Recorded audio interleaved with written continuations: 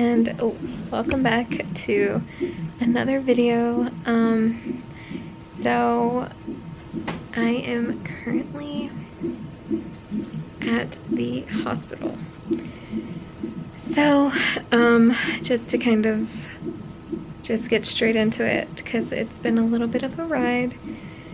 September 5th, first thing in the morning, I was woken up by a bunch of cramps, but nothing like birth cramps or contractions or Braxton Hicks or anything of like that feeling, or like period cramps. Like, it didn't really feel like that. It felt kind of just like if you have a stomach ache and you need to go to the bathroom. So I woke up, I went downstairs, I drank a ginger ale because I was also feeling nauseous, and then I had a little bit of coffee to see if that would help me go to the bathroom and help my stomach ache go away. Around 9, I puked. I was like, oh well, maybe I'll feel better. I did not. So Caden had also woken up pretty early that morning, so I ended up putting him down for an early nap to see if maybe if I laid down for a little bit and kind of relaxed, maybe my stomach cramps would go away. So I put Caden down for a nap and I went to go to the bathroom to see, like, I don't know, maybe I need to puke again or I'll just sit on the toilet. So as soon as I sat on the toilet, I felt like I passed something, but I didn't think really anything of it, and then I felt the urge to go poop. So I just tried to like focus to see if I can actually do it, and I did. And then when I wiped, there was a lot of blood. Finally looked into the toilet and it was a crime scene. So I immediately called my mom. My mom was like frantic, I was frantic. It was crazy. I didn't even know what to think or what to do. But the first thing that popped into my head was, I'm gonna have to go to the hospital and I don't have anybody to take care of Caden. Like, so I ended up calling the nurse hotline for my doctor, and they told me to hang up and call 911 for an ambulance.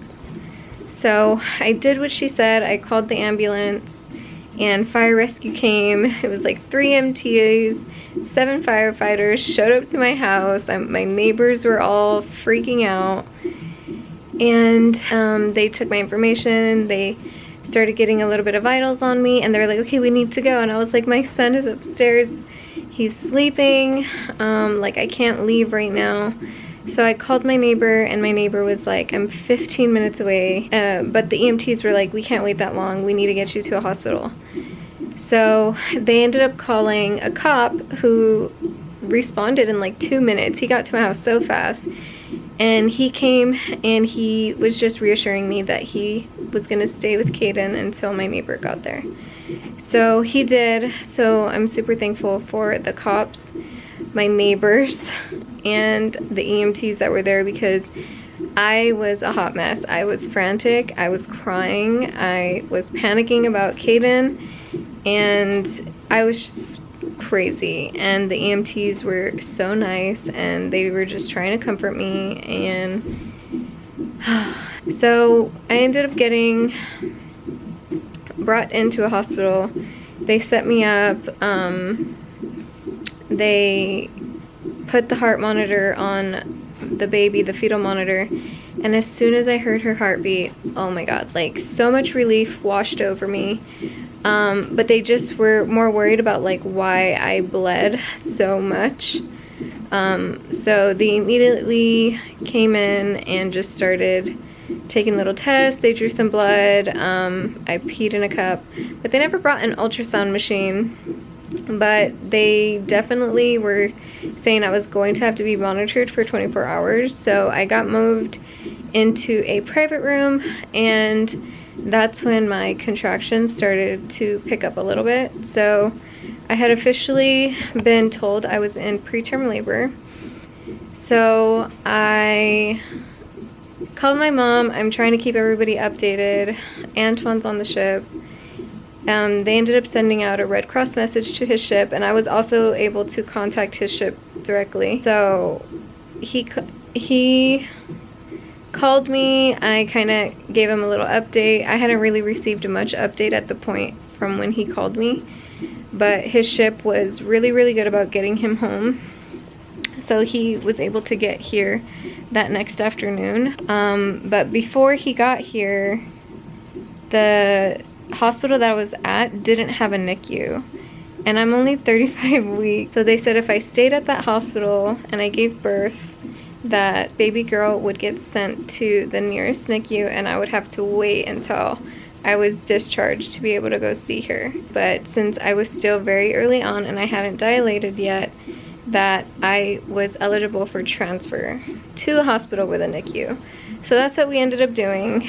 I ended up getting transferred to a different hospital that had a NICU, and yeah, everything pretty much stayed consistent for a really long time.